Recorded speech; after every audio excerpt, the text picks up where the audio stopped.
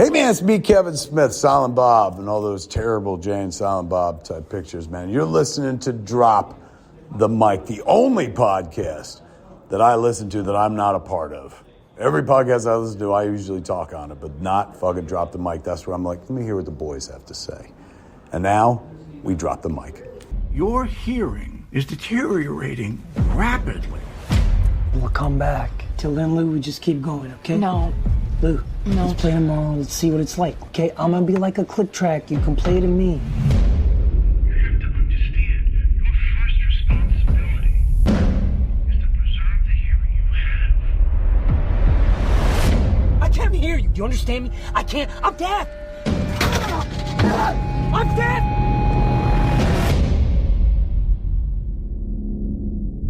I found a place. I think it's important that you stay here with us right now, Ruben. We're looking for a solution to this. Not this. I need you to wait for me, okay? You're it for me, Lou. You're my part. You're it for me, okay? You gotta wait for me.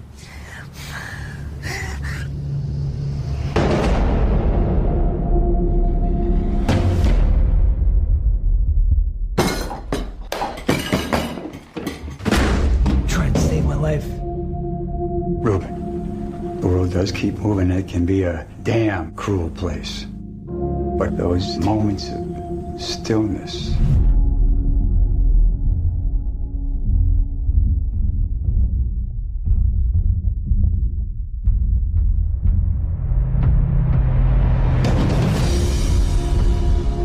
when this crappy, mundane world suddenly becomes radiant and magnificent. All the fear is gone. That place will never abandon you. Welcome back to our Humble San Diego podcast. We're your hosts, Wesley Swanson and Ryan Jimenez, and this is episode 338, Those Moments of Stillness, where we will be chatting about a great little film from 2019 called The Sound of Metal. But first, let's talk about some of the exciting stuff going on in the world of pop culture. What's up, Ryan? How are you? How have you been? What's up, man? I've been good. It's nice to be back. I know I know us where we've been away for a couple of weeks, so it's good to get back into it. I miss it. Oh yeah, it's and our safe space. What a movie to come back on, right? Yes, fucking yeah. I can't wait to get into it. And now for a special news report. Brought to you by Drop the Mic. On the news front, do you have anything? You better have some stuff, because I know there's been some major breakthroughs this week and last week. So let's hear what you have, man. First off, within that new Terrifier 3 trailer dropping for people who want to go see it on November 1st, we got an official release date. So Art the Clown is going to be terrorizing Christmas, and I'm pretty sure Santa Claus on October 25th, 2024. Cannot fucking wait. I'm so hyped for it. I'm sure you are too. And from I saw clips of the teaser, and it looks fucking insane. I was so close to. So down here, I don't know how it was in the States as a whole, but down here, only AMC did the replay for Terrifier 2. And I almost pulled the trigger, but I didn't end up going because I worked that day, and I was too tired, and it's, a 2.5 hour fucking movie. And I kind of regretted it because I know that, they had the poster and then the exclusive teaser, but I did see some of those little clips as well. And if it matters to anybody out there, I did go see it on its initial run. So I did see it once on the big screen already. But yeah, I'm very excited. The teaser looks like Art is wearing the like Santa's face kind of around. That's what he's gonna fucking kill Santa Claus, isn't he? Maybe. Who knows? I don't know. We know anything's possible in that universe, judging with on how Terrifier 2 ended. You know what I'm saying? Well, I know he definitely. I think he said that I know Leonia said that the opening scene is going to be super controversial. So I don't know how much more controversial you can get after that second. He's gonna murder Santa Claus and take his place or something like that. That fucking print is so badass, dude. I'm so fucking jealous of the people who got it. Moving forward, in some news that kind of just broke a couple hours ago, actually, Warner Brothers has shelved another movie just like Batgirl. This time, a lot of people are pissed off, I guess. It was. Had you heard of Coyote vs. Acme? No. So it was like a kind of like Roger Rabbit style or Space Jam, where it's live action and animation. It was starring John Cena, but they just announced that they're shelving it like forever, and it was finished and everything. And the shitty thing about it is that apparently a lot of people got to see it, and they said it was fucking awesome. Like it was probably the best movie like that since Roger Rabbit, and they said it was hilarious. It like had a lot of heart. The ending was fucking awesome. John Cena was awesome in it, but a lot of people are pissed that they shelved it, especially because Warner Brothers, I guess, has a huge gap in like their release schedule, and they're really not doing well like money wise at the box office. So you would think something like that they'd want to put out, and I guess we're never going to be able to see it. Well, that's strange, but it also doesn't surprise me. Another tax break, probably, or something. Oh yeah, but we're not going to see a John Cena face off against the Coyote. Moving forward, True Detective creator Nick Pizzolatto reveals he's written an occult horror movie for Blumhouse. I haven't read anything on if it's in production or anything, but that's pretty fucking awesome because True Detective fucking rocks. I agree. I know he was supposed to be penning the new Blade script, but I don't think that worked out anymore. So this Blumhouse new project, hopefully it's something cool. Yeah, definitely. True Detective season 1 is the only television show that I've ever bought, like digitally or like physical. Which first season or all of them? Yeah, the first season. Yes. Some of the best television ever made, if not the best. Like, hands down, incredible stuff. It really is. If you haven't seen it, fucking go and check it out. Because, yeah, it's incredible. So in some cool Five Nights at Freddy's news, it just hit 200 million, which is insane. It's the highest grossing horror movie of the year. And I don't know if you read this, but the director, Emma Tammy, was only paid $500,000 to direct it. But her contract included a back-end deal. That means she'll receive a percentage of its profit. So fucking good for her. And then I just saw today that Saw X made 100 million. So horror is still, in my opinion, one of the kings of cinema still. Yes, definitely. And good for fucking and good for fucking that franchise and all those kids that get to see that movie on the big screen. It's such a like a gateway into scarier things, especially for my godson, which I always talk about. But it really is like after that he's seen a decent amount of horror flicks now that my cousin allows him to, and it mostly because of that. So anyone who has a problem with that movie or those video games can kick rocks. A lot of haters out there, but they're still watching it. So exactly. Zach Kreger's horror hit Barbarian is getting a video game adaptation. It'll be single player with an all new narrative experience. Diversion 3 Entertainment, the studio behind the Friday the 13th and Evil Dead video game, will be leading its development. I know you asked me that question off air if it was going to have like that single player story, so apparently it's going to, so that's fucking awesome. Very cool. Honestly, I'm pretty blown away that this was even like something that was even thought of. You know, Hmm.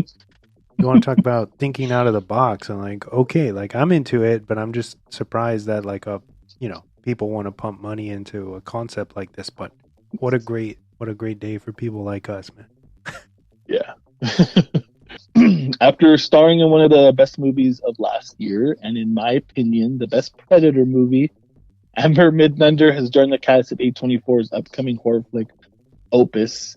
I think Juliette Lewis is in talks as well to join that cast, so good for her because she fucking rocked in Prey.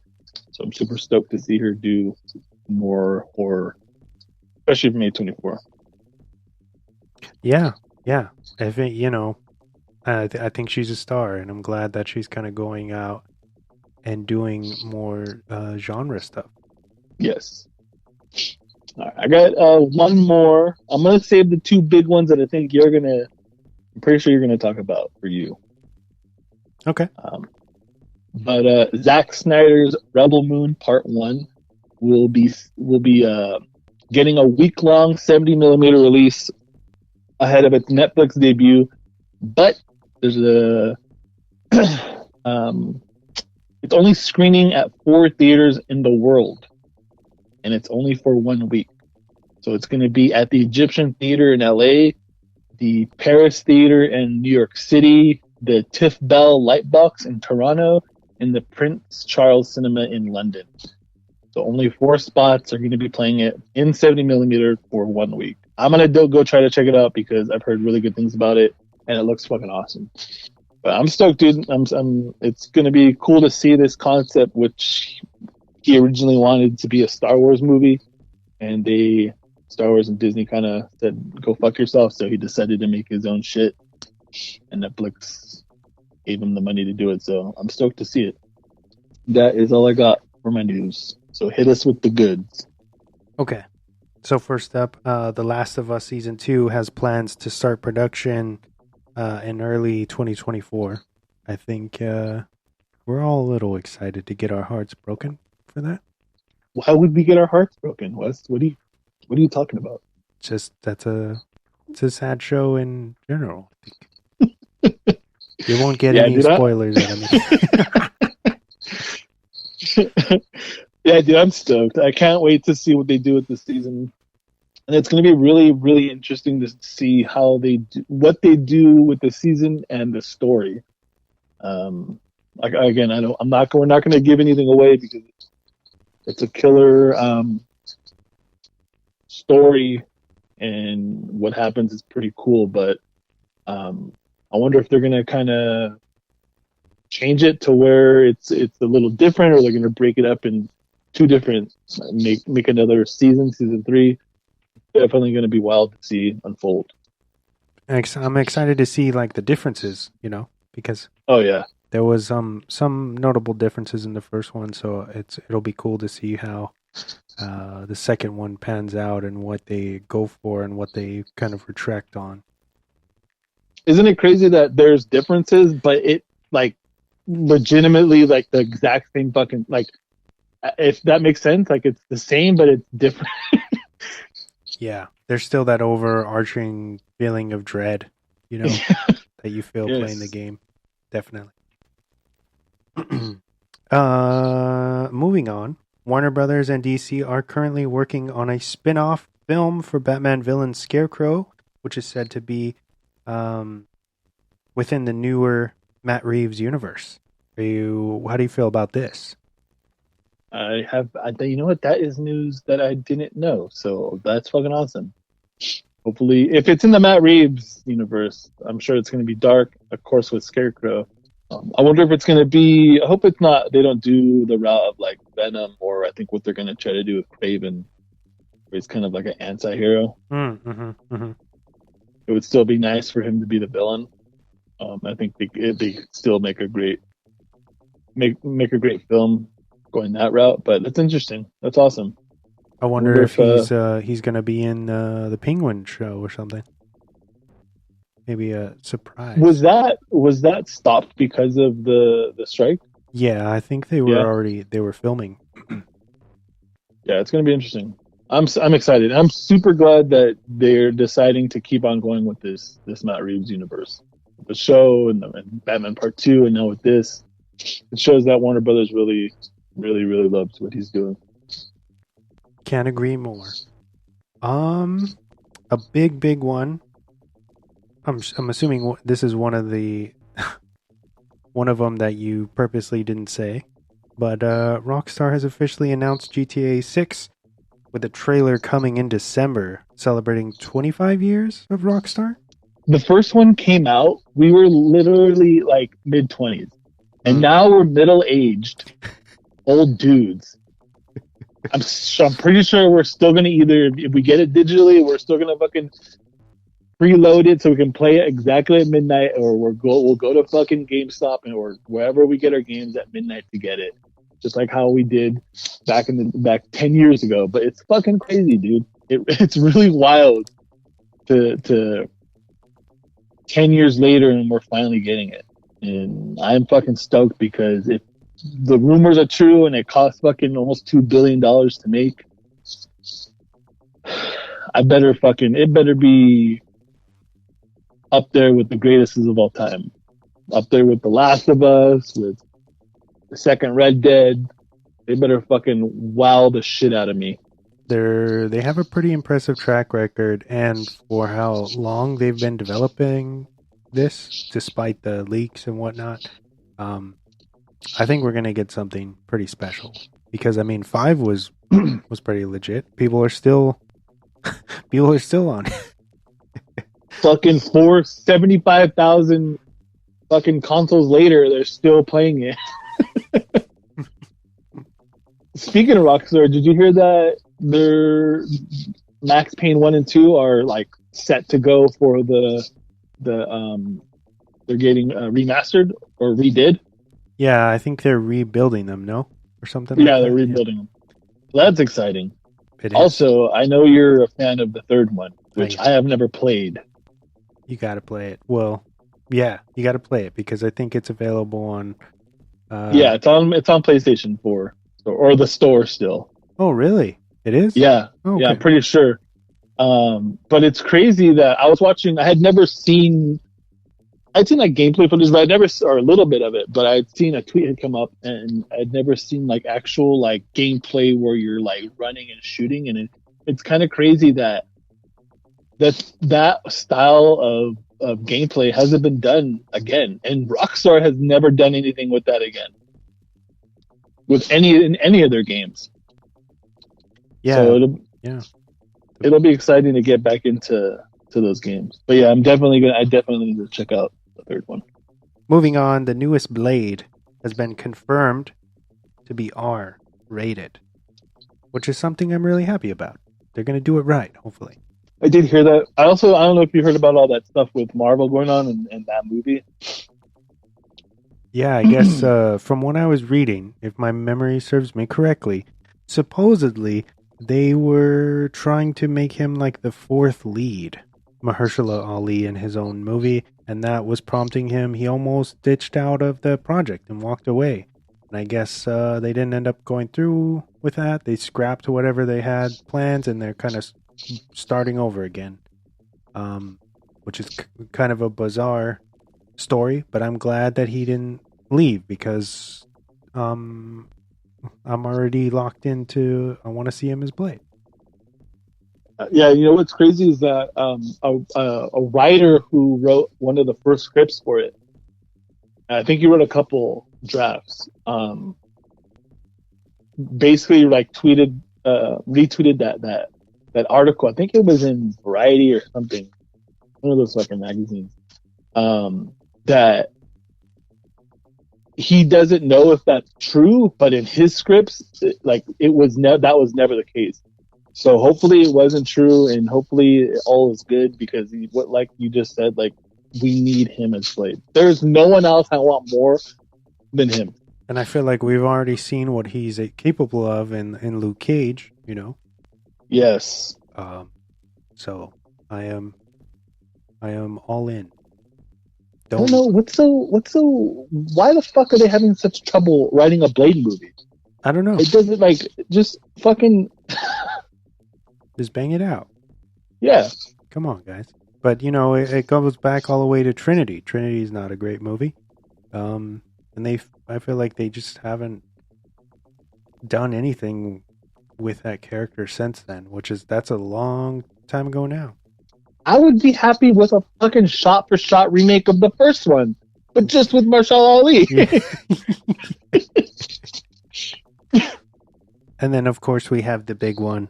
Very, very exciting news to cap off pop culture news, our segment. SAG-AFTRA has come to an agreement effectively ending the strike. Yes. Hell yeah. Happy for all those. What is it like? Isn't it like 150,000 people in that union? It's crazy, dude, that they went this long. And it's crazy that all those big companies took this long to give them what they wanted, the people that make the art that makes them money. So I'm very, very happy and excited for them to get what they want and get those people back to work. Because it wasn't just, these fucking millionaire actors losing money, which they obviously don't need. It was all these other smaller pivotal roles these people play in that industry that were losing money and not having enough money to live. So good for them. And that's why unions are always the fucking best. I'm glad the strike is over. So now all of these projects that were at a standstill should be trucking along soon enough. And now it's time for the weekly recommendations. So I haven't really watched a lot other than what we talked about in my news. I checked out 5 Nights at Freddy's on Peacock, and I dug it, dude. It did what it was supposed to do. I think for a movie kind of geared towards kids, it was pretty gnarly, even though a lot of the stuff happens off screen. And Josh Hutcherson is kind of good in it. Like, it's a very different role to see him play. But yeah, dude, I dug it a lot. I liked how, especially the beginning, that first kind of, the first act is very serious, Yeah. They set stakes, and it feels very kind of as grounded as that concept can be. Yeah. Obviously, big fan of Matthew Lillard, both of us. So always awesome to see him back on screen. He does a great job. And I like what they did with the animatronic as well. Animatronics are fucking awesome, and it's crazy that Henson's company did it. You said you saw them at Horror Nights, right? Yes, I saw them in real life. They're pretty big. I want to say like 6'2", 6'3" ish. Shit. Maybe. And it did its job too, because now I want to actually like try to play the video game because I've never played them. Me neither. I've just seen I've seen like videos and walkthroughs. And stuff. Yeah. But yeah, that's pretty much all I've been watching. Other than I restarted, It's Always Sunny in Philadelphia, and Jesus Christ, that show's a classic. That comedy is unmatched, and it's a shame that none of those guys or gals have won anything, Emmys or anything like that, because they're fucking hilarious. Yeah, I mean they're winning at the bank. Yes, I can tell you that. I mean, look at Charlie Day cashing in as Luigi. Like, I feel that all of that was, made possible by It's Always Sunny. Yeah. And then I've been reading. Still on my reading kick. I'm kind of reading both books. I have like a book at work. I read a couple chapters, maybe a chapter on my lunch, and then I have a book at home. One of them is called It's a novel by Otessa Moshfegh. I Pretty sure I butchered that last name, but it's fucking like 110 pages. It's super short. It's wild. It basically it's about this guy. His name is McGlue. He's like a pirate. He wakes up in his jail cell. He's all drunk. It's the first couple chapters. It makes you feel like you're drunk because of the way it's written. But it's good. It's really good. I enjoy that. That's the book I'm reading at work. And then I'm also reading Meddling Kids by Edgar Cantero. First off, I didn't know Blumhouse had a book company. Did you know this? No, they have a legit book company? Yeah, like they're like a publisher. It's fucking Blumhouse Books.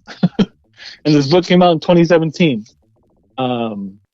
So yeah, it's about it's cool. It's about these kids who kind of solve this murder, and it takes place in the 70s, and then it jumps back to the 90s when they're adults and see what they're going with and see all the trauma that comes with it.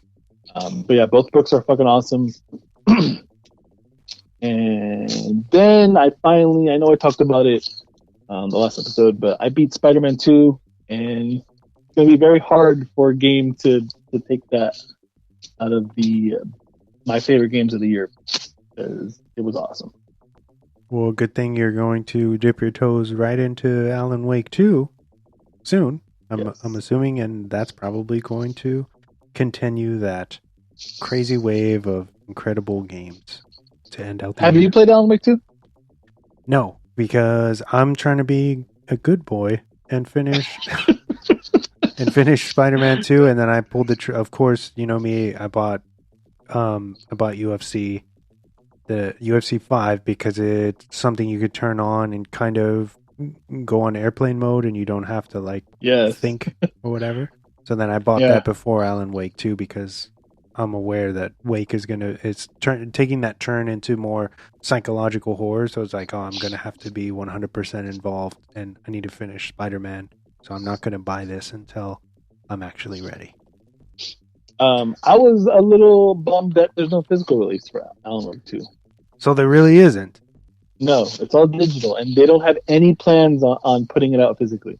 I wonder why that is, especially with how good it looks. And the first one had a rad collector's edition. I know. So that's how I was kind of stoked to see what they were offering for this one. But either way, yes, that is definitely the next game on my list to buy is Alan Wake. But yeah, that's all I got from my Rex this week. All right, I have I've only watched really one thing,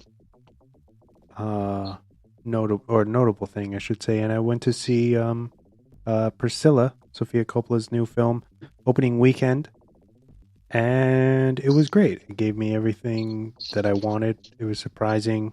It's obviously, I'll throw it in there, there's many probably triggers for a lot of people in this, but if you've seen the trailer or you know the book Elvis and Me, then you're probably aware of that. So just, if you're listening to this, you haven't seen it yet, but you're interested, if you go, just be warned that there's some dark subject matter that happens. It is rated R. It's very good. Very good A24 film. Incredible performances from Kaylee Spaney and Jacob Elordi. What was interesting to me is that Jacob, he doesn't really resemble Elvis. And in the film, they really make a note of, you know how some autobiography movies, they will use an actor, but then all of the merch and stuff, posters around them in the universe are the actual person? Mm-hmm. They don't do that in this. So it's all looks like him, or him as Elvis.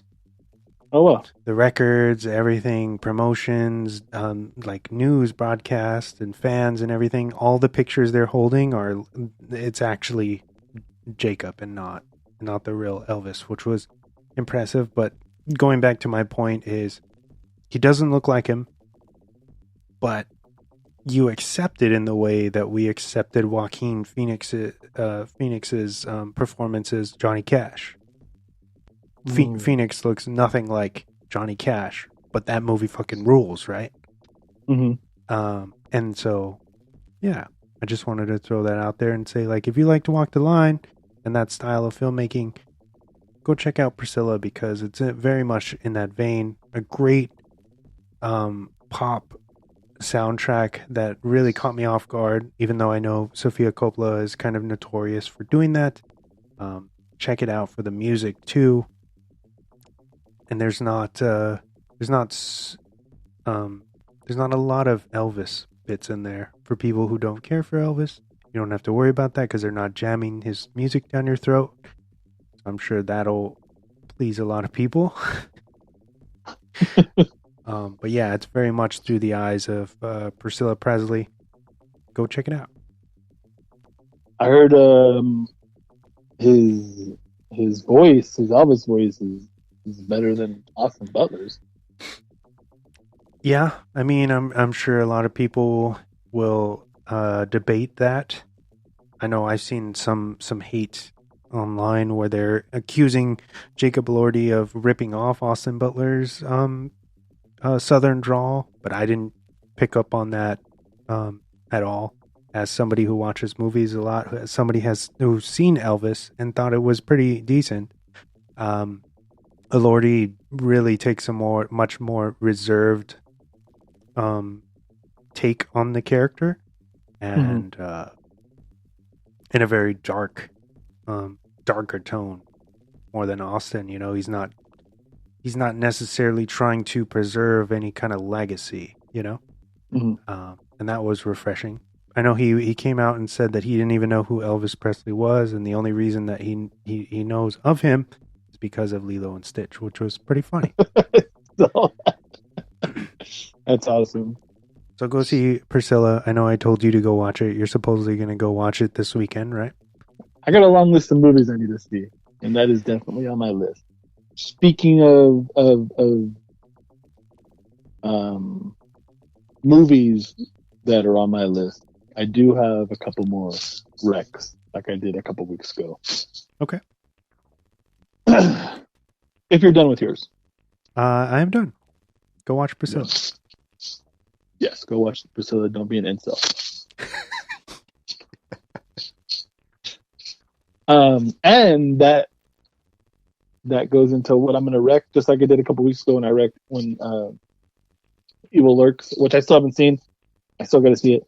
But this weekend, obviously, you go check out Priscilla, but go check out, I know Marvel and Disney don't need any more fucking money, but go check out the Marvels, because the leads are 3 women, and 2 of them are women of color.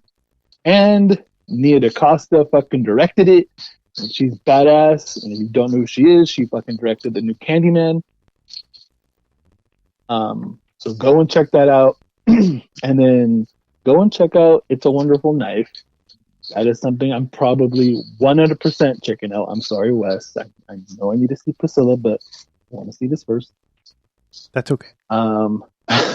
It is a film from the director who did, I don't know if you ever saw Tragedy Girls.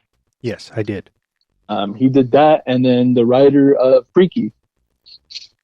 So definitely go and check it out. And it is very, from what I hear, it is pro LGBTQ plus. So go and check that out. And that's another reason to go and fucking spend your money. It's not playing at all in movie theaters, but I live in a rinky-dink ass city, and if it's only playing like 15 minutes for me, so I'm pretty sure it's playing a lot closer to you. Yeah, go and check out those 2 movies because they seem and look awesome. All right, good last minute Rex, man. 5, 4, 3, 2, 1. And now for the movie focus of the week. The main focus of the week is a little film called The Sound of Metal. It's rated R. It's from 2019. It's a drama. Runs at 120 minutes. And it's got a very, very well-deserved 97 currently on Rotten. It's written by Derek Cianfrance, Darius Martyr, and Abraham Martyr. Directed by Darius Martyr. Starring Riz Ahmed as Ruben, Olivia Cook as Lou, Paul Raci as Joe, and Lauren Ridloff as Diane. The film tells the story of a couple, Ruben and Lou, whose music career is suddenly halted when Ruben starts to rapidly lose his hearing. The result is a journey of self-discovery and of adapting to an alternate way of life. The Sound of Metal started as a passion project called Metalhead by Place Beyond the Pines director Derek Cianfrance. However, after hitting roadblocks with consent for his real-life musicians, the project was ultimately shelved. Until some time later, Cianfrance allowed filmmaker and friend Darius Marder to take over the project. He would start from the beginning and rewrite the script, with Dakota Johnson and Matthias Schoenaerts originally being cast as the main couple in 2016. But in 2018, these roles were recast with Riz Ahmed and Olivia Cook, taking over in 2018. Both Cook and Ahmed learned how to really play their instruments for the film's first act, with Ahmed taking it a step further, learning ASL and spending significant time with the deaf community as well as an acting coach for several months in preparation. The bulk of the film was shot in and around Boston as well as Belgium. The film made its debut at the Toronto International Film Festival on September 6, 2019, with Amazon quickly picking up the rights for streaming and making the film an exclusive on Prime in December 4th, 2020. A Criterion physical release has since been made available as well. Notably, The Sound of Metal would end up taking home 2 Academy Awards for Best Film Editing and Sound Design in 2021. I wanted to bring this film under the focus spotlight, not only because I love it, but because it's deeply layered with its messages, and succeeds within leaving a lasting impression on us as viewers. Presenting the deaf community with respect, dignity, and love, the incredible and unique sound design is the clear standout, allowing us to experience firsthand what it's like to be in this specific situation. Riz Ahmed gives a profoundly moving and heartbreaking performance for the ages, trying to navigate the world after having his identity literally wiped away.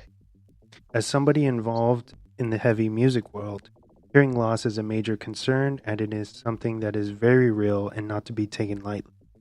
Writer-director Darius Marder has crafted a story that transcends what is possible to be captured on film, giving us an opportunity to learn, as well as giving the deaf community as a whole the accurate representation they deserve. 5 out of 5 glowing blast beats. Vibrations. Thank you. All right, man. So I know a couple weeks ago, I think I told you I was having problems with my hearing, and that kind of prompted me to pick this movie and talk about, how I feel like a lot of us unknowingly kind of take our senses for granted. So with you having told me that you'd never seen this movie before, this being your first watch, you're obviously into the heavy music scene as well in multiple genres. I'm really interested to hear how this movie affected you and where you see your relationship with it. It's the type of movie that makes you love movies. We sit here and we talk about movies, and we go to the movie theaters and spend hours there. We spend hours on our couch or our bed watching dozens, hundreds of movies. And all we want to do when we watch these movies is feel something. And this is definitely a movie that makes you feel something. I'm super excited that you picked it because I had never seen it, and all I had heard was good things. And you've talked about in the past about how much you love this movie. I definitely felt something while watching this movie. It's rare when a movie like this. It's not rare recently with movies like Everything Everywhere and this year with Past Lives. I know you haven't seen it, but when a movie sticks with you for days after, maybe even weeks after, and that's what this did. I was just thinking about it today, and I absolutely loved it. It sucks that I didn't see it in the theaters, or it even sucks that I waited this long to see it, because of the subject matter. I think that we all, not like, we'll get into the bulk of the movie, but I just want to say that the reason why I loved it is because we've all been kind of where he was in life, where he's almost at the top, right? His band is getting big. His love life is awesome. He's sober, and that the love that he has in his life is shown in those first 10-15 minutes of the movie, when you see they're performing, and then it's the day after and they wake up and he does his routine. So we've all been there, and we feel like we're going towards this goal that we've had, and we're about to get to it, right? And just like him, we've been there. I'm sure we've all been there, where everything comes crashing down. You feel like you lost everything, and there's really no hope. And that's what it was for him. And he tries to do everything in his, literally he does everything he can to get back to that point that he thought was his reason in life. But at the end, you find out, it wasn't. And we all have a purpose in life, and sometimes you think that your life is going a certain way and it's going towards that purpose, and it doesn't end up going that way, and your purpose was never that. And sometimes it takes things to happen for you to realize that. And I know I kind of went on a little rant or little tangent and went off, but that's the reason why I love this movie so much. And that's what I mean when I said that, it made me feel something that is probably going to stick with me for a while.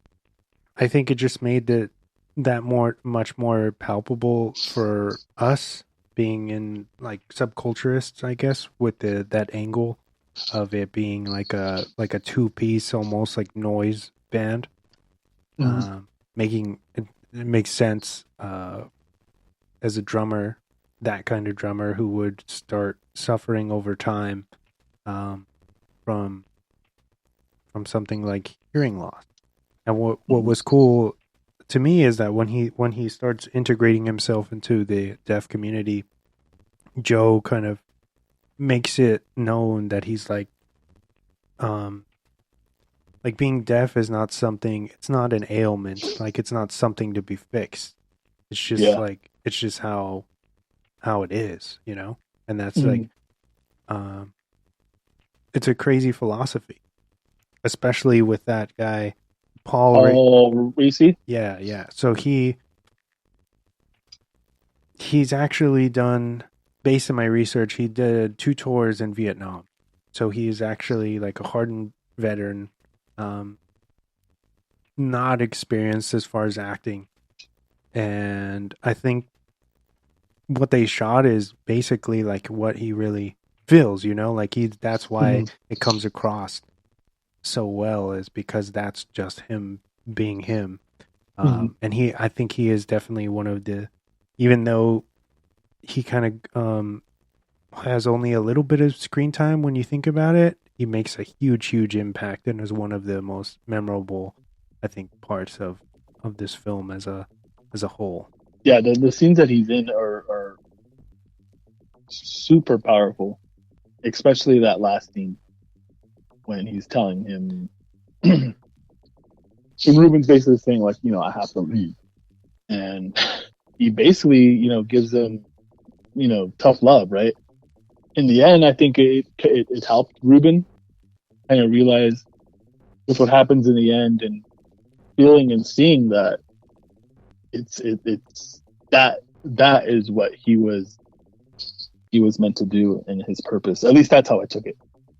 But yeah, and what's crazy is I had read that too, and you would think he was a seasoned actor, like he was an award winner with how great he is in it. Yeah, supernatural, just like his cadence and everything it's like you're immediately kind of drawn to him. Even when he's being like hard on Ruben, I feel like it's because he cares about him so much, and he knows that he means, like, he even tells Ruben, like, you mean a lot to a lot of people around here. And I feel like he's trying to get him to be like want to stay. And unfortunately, Ruben is the kind of guy, a recovering addict who needs to learn stuff the hard way, in which he does.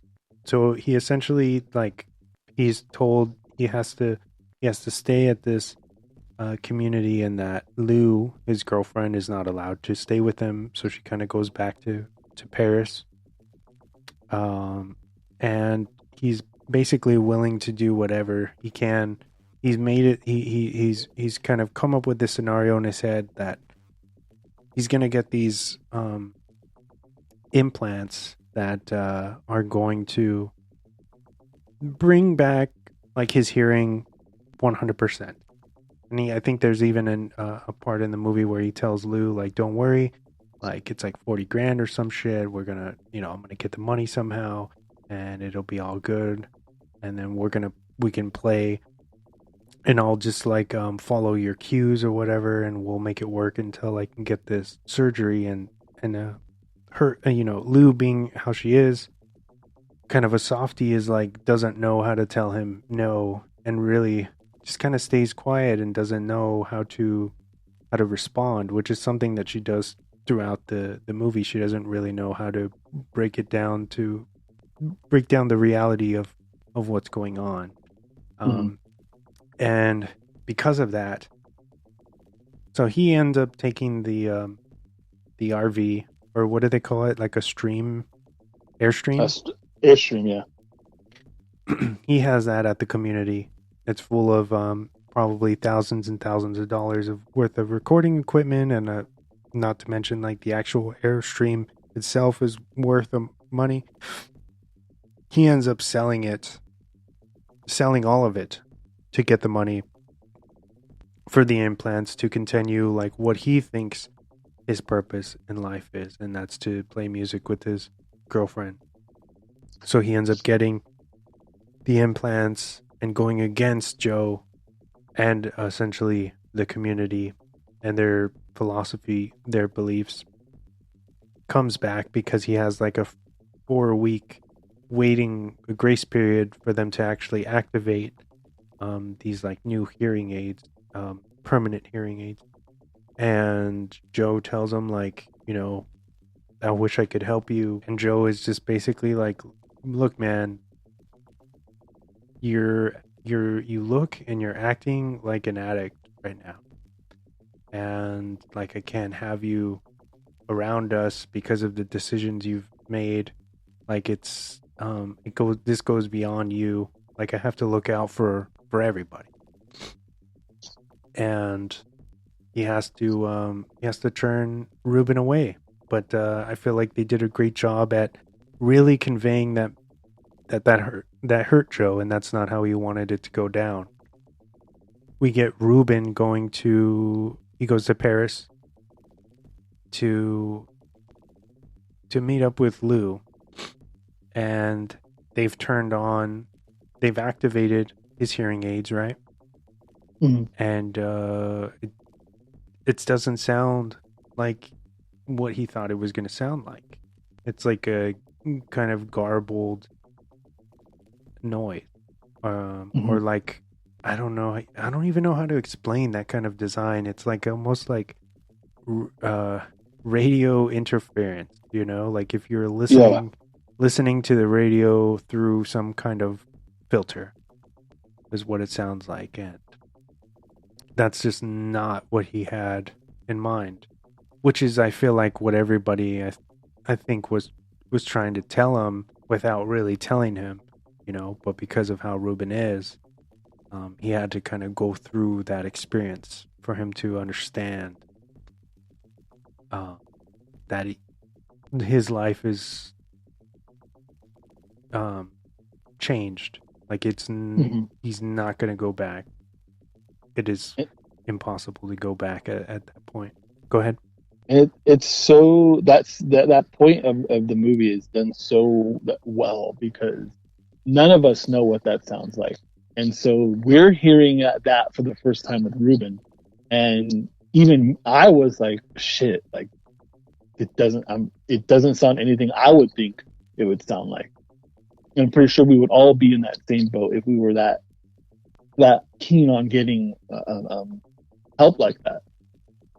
So it's like I don't know about you, but like that scene, and he's saying like it doesn't sound right. It's like heartbreaking because it's nothing like he expected. Yeah, he thought it was going to be this kind of like magical switch, and it would be like it would go back to how he heard the world before, Mm-hmm. And unfortunately, it's not. And what's great in my research, kind of how they were able to make this movie and have it sound so authentic and good is, I guess they went. Martyr had a couple of Foley artists that did all of the sound design for it, and for the what is it called, like the cochleus, something like that. Yeah, something like that. Those implants, like obviously, we don't have them, so we're not going to know how it sounds like. So they went and they actually talked to a couple different people who have one working ear and one implant, who can actually describe how that one ear sounds, and that's how they were able to kind of adapt the sound and have it be like real as they could get it, if that makes sense. Mm-hmm. Which I found fascinating is just like the amount of time that they put into really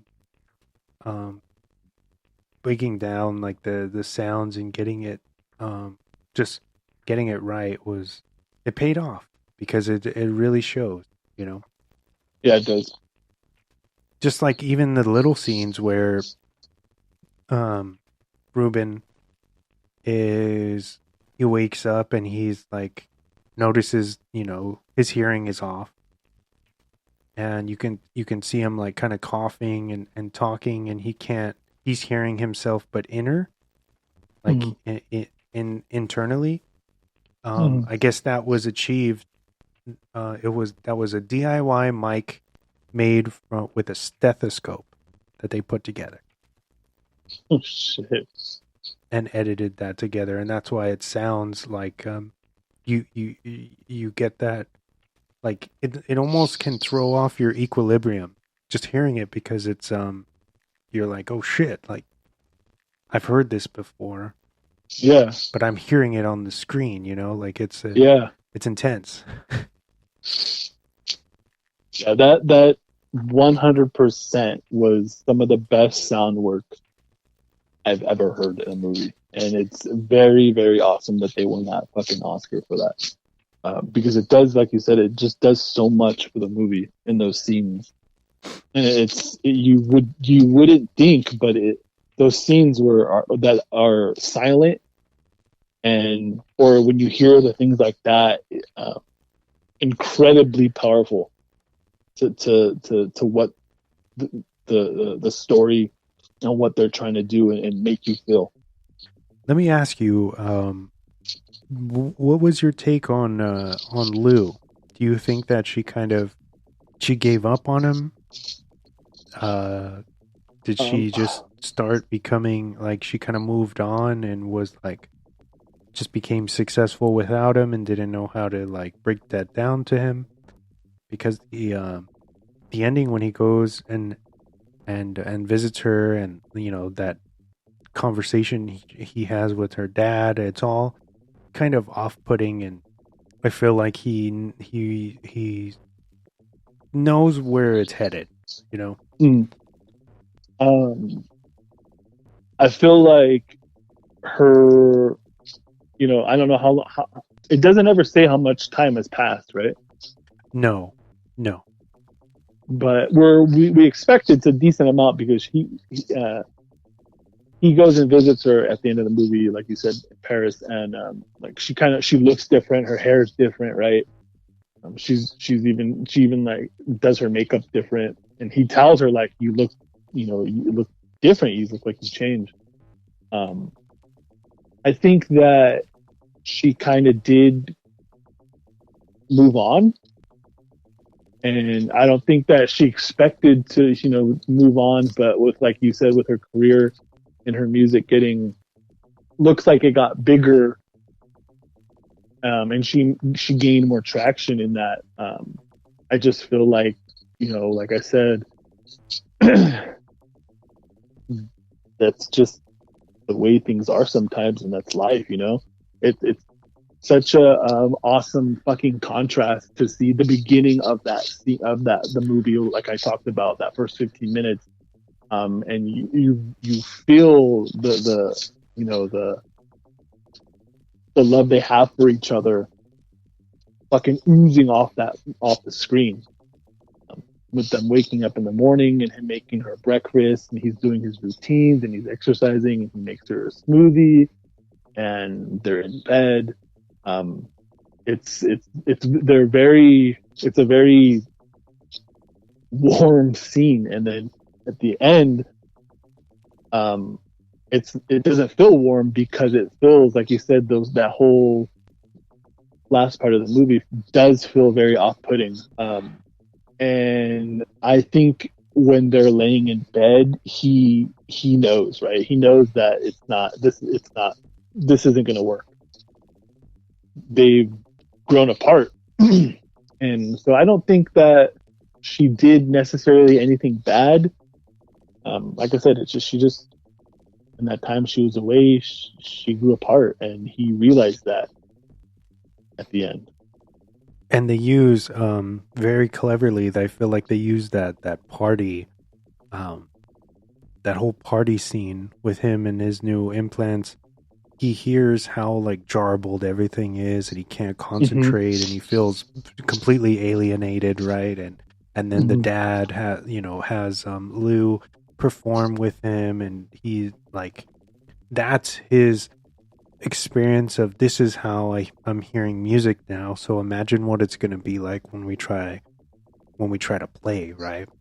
And then in the bed, he's still like trying to push for that connection, and she's not fully giving it to him, and that's when he kind of throws his hands up and he's like, you know what, Lou, it's all right, like, it's not your fault. And she's like, well, what are you saying? Like, why are you saying this to me? And they kind of come, even without words, just emotions, like they come to this conclusion, and that's when he like leaves her the flat, or the house, and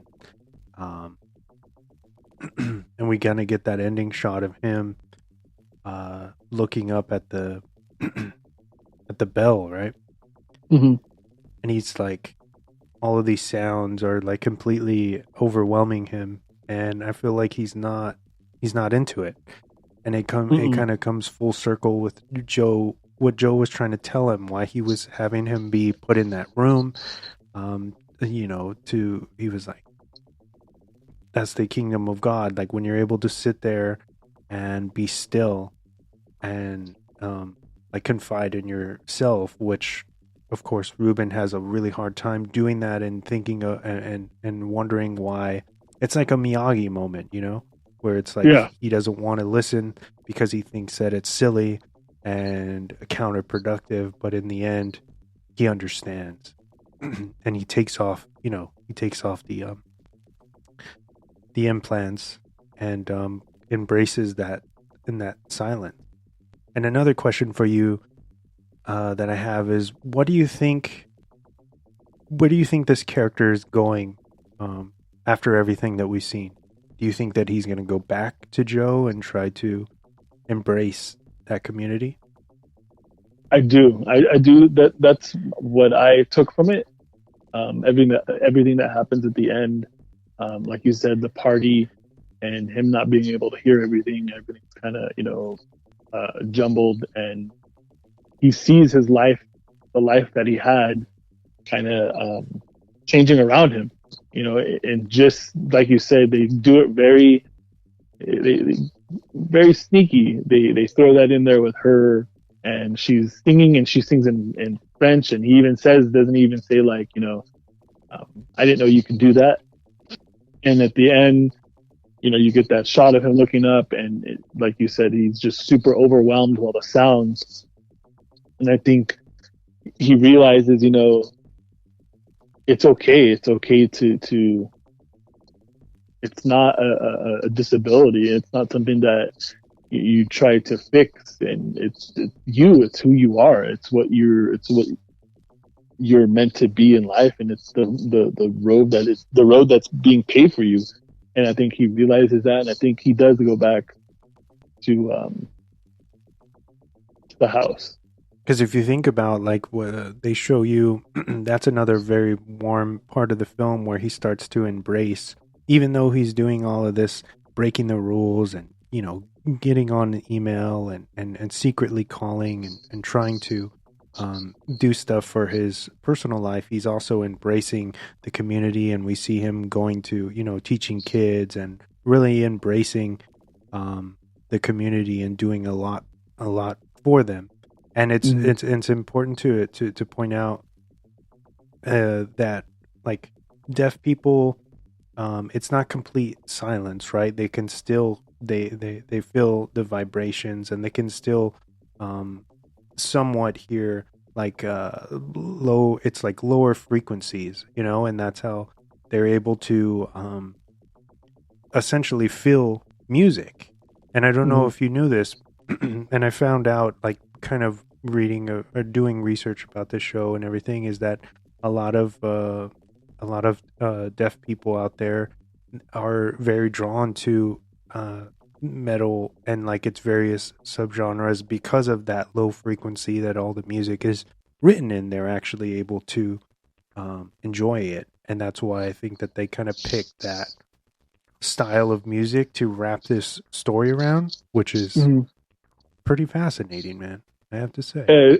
It's wild that you bring that up, because I had worked with somebody who was deaf, and one day he had this like big Toyota Tacoma truck, and one day we're outside having a coffee break, and he was coming in, and he comes in and he's blasting like, I forgot what it was, dude. It was like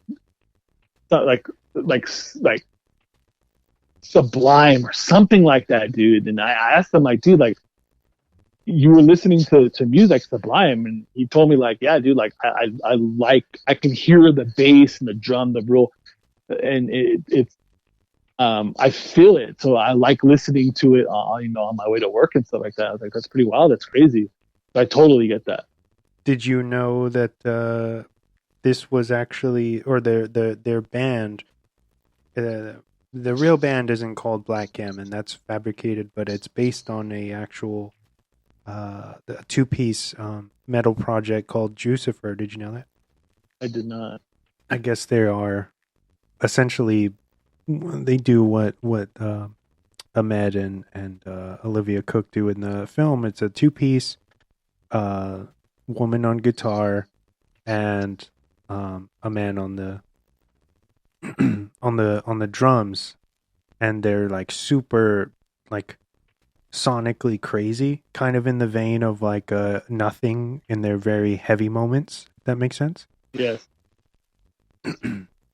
And I guess Derek Cianfrance, who, I said at the top of the show, he's done Place Beyond the Pines, Blue Valentine, and a handful of other projects, was deeply into metal music when he was younger, and he started messing up his hearing because he started out as a drummer.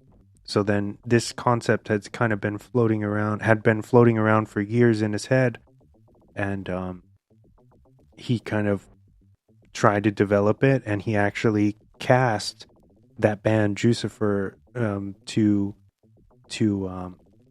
to be in his movie, which was at the time called Metalhead.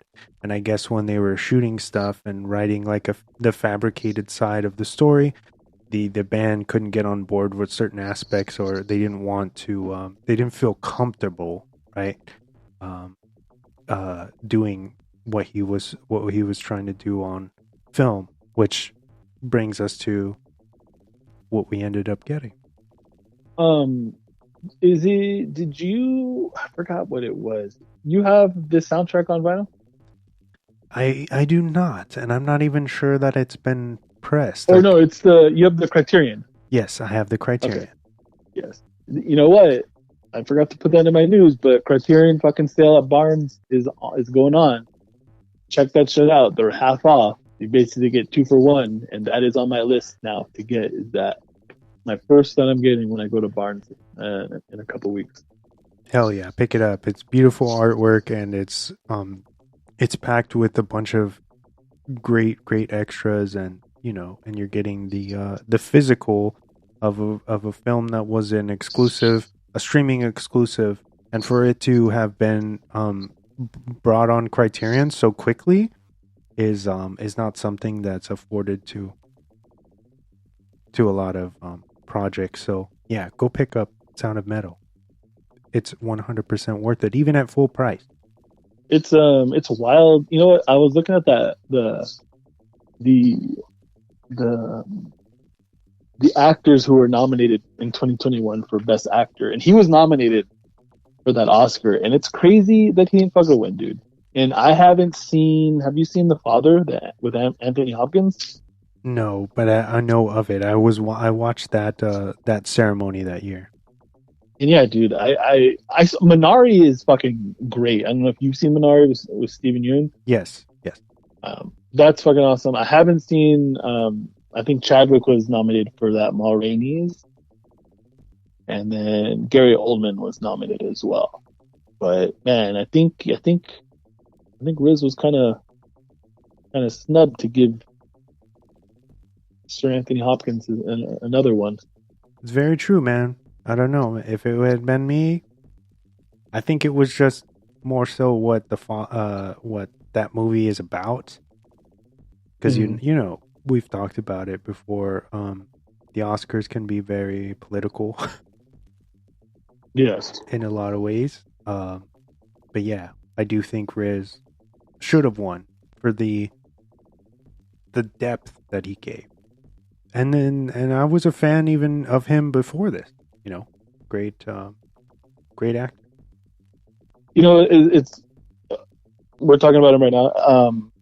We didn't even talk about that scene, but that scene where Lou is leaving and he's like begging her to stay, and he's fucking crying and telling her like, please fucking wait for me. Like I was crying. Like legitimately tears running down my face. And she has to tell him too, like, if you don't do this, if you don't go and help yourself, I'm gonna hurt myself or whatever. And that got me. Yeah. Yeah. Because she knew like that was the only way. Because you know, he's up until that point, he's being very hard-headed, and he doesn't want to accept his fate. He's fighting it, you know. Mm-hmm. And of course, I understand it's a very scary thing and very sudden. And has a very explosive, at least in the movie, very explosive personality, right? Mm-hmm. And it's heartbreaking to see that kind of. She just has to exit because he's refusing help because he's like. He's essentially wants to choose her over his own well-being. Like it doesn't matter the state I'm in, as long as I'm with you, like I'm good. And she doesn't want to accept that. And then so the only way to force him to do what he needs to do for his own well-being is to take herself out of the situation, right? And she does it the only way that he's going to understand that she's not messing around. Thank you for bringing up that scene because it is I think it's one of the more pivotal important arcs of the movie. You know, everybody out there, go watch Sound of Metal. Speaking of that, Yeah. I wanted to ask you, how do you interpret this title? It's a good send off, right? What does this title's Ooh, mean to you? that is a good question. Damn. I don't know. I don't think I really thought about that in the title of it. I would like to hope it has something to do with what, like on the surface, you think it's just the sound of metal, but hopefully, I would like to think it has something to do with the fact that, man, I don't fucking know. That's a good damn. Wes, you dropped a bomb on. Gap band style?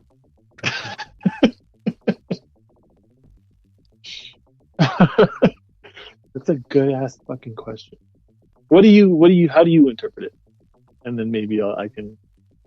So, I think that there's a couple different ways that it can be interpreted. Obviously, the most common one is what you said. It's referencing the style of music.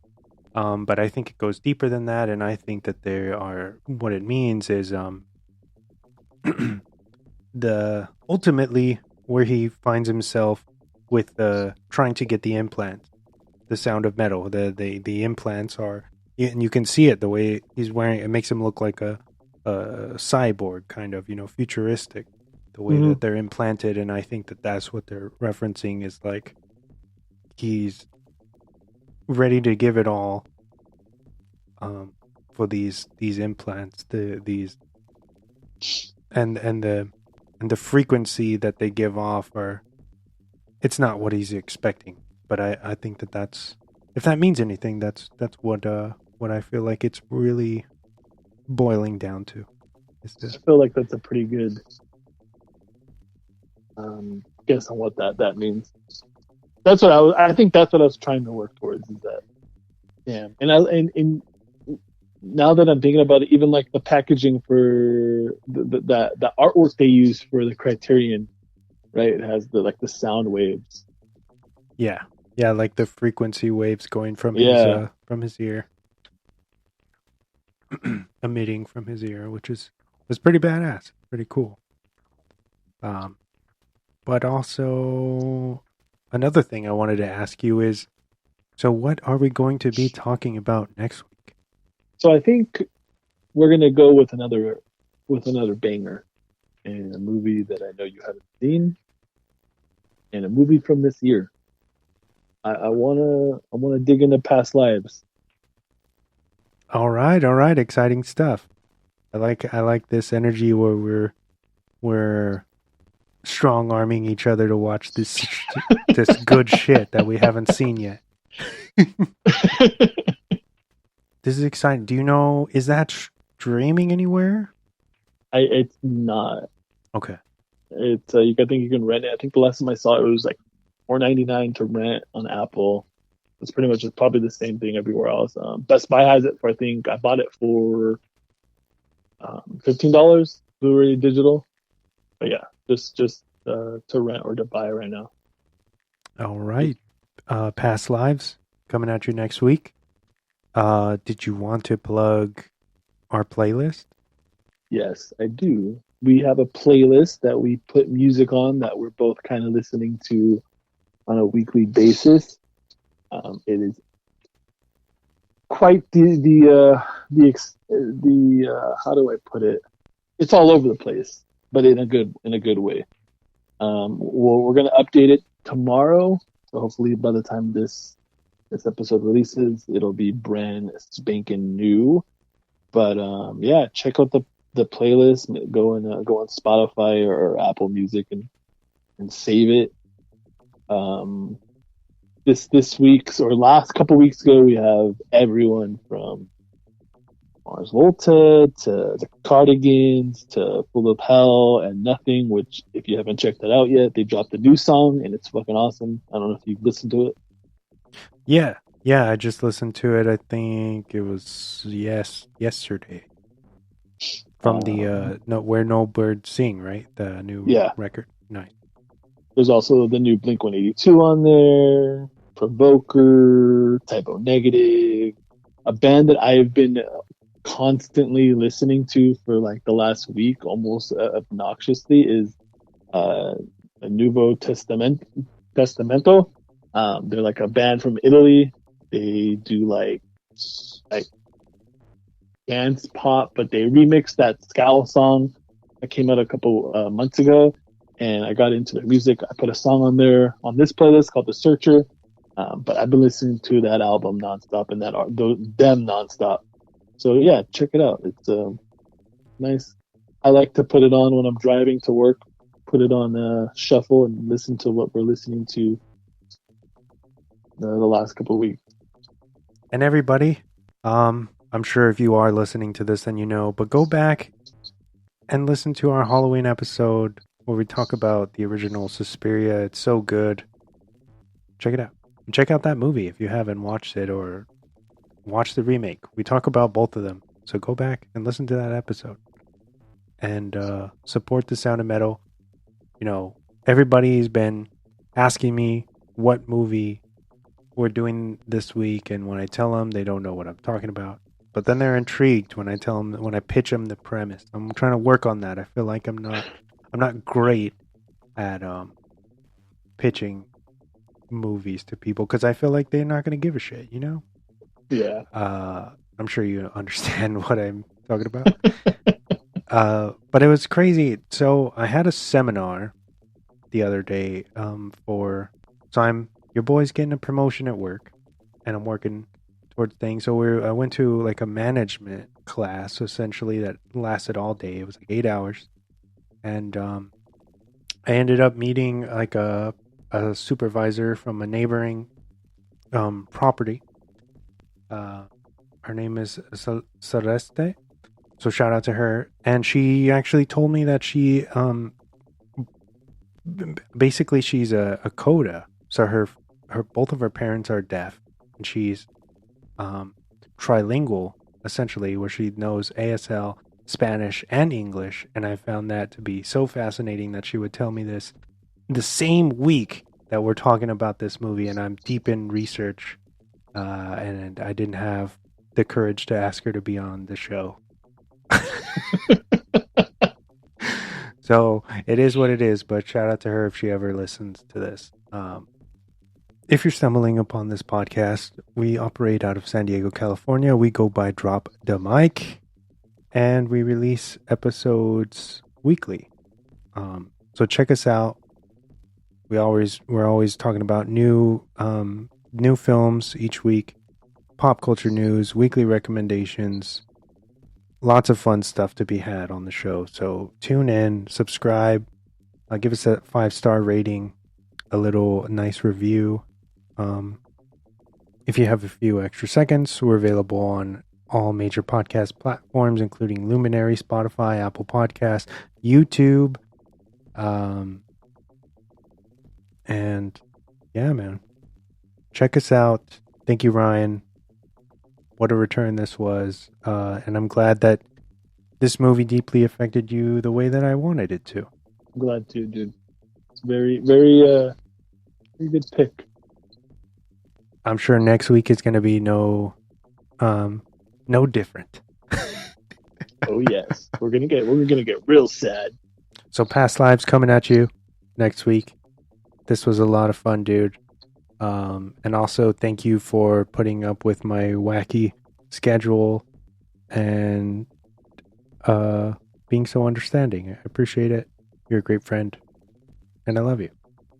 I try, and I love you too. But I try.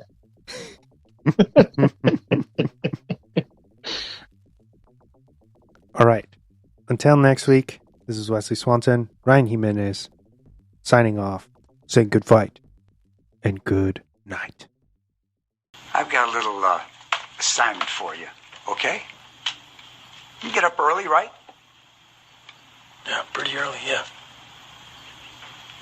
I'll have hot coffee waiting for you at 5:30. Early enough for you? I don't know, I guess. Okay, 5. And I'll provide a room for you. Or for. And there's nothing that needs to be accomplished in this room. All I want you to do is just sit.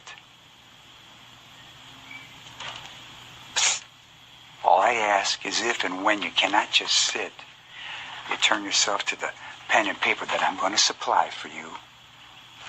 And I want you to write. Doesn't matter what you write, how you write, whether it's spelled correctly, or if it's just a big mess. I don't care. No one will read it, okay? But I want you to keep writing continuously without stopping until you feel like you can sit again.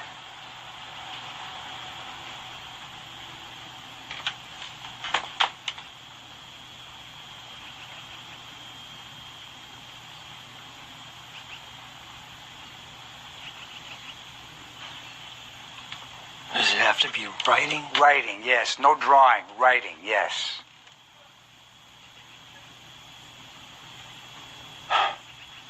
And if sometime in the future it feels like it's a little bit too difficult for you, you should come and find me. I'll be in my apartment doing the same thing as you, okay, Reuben?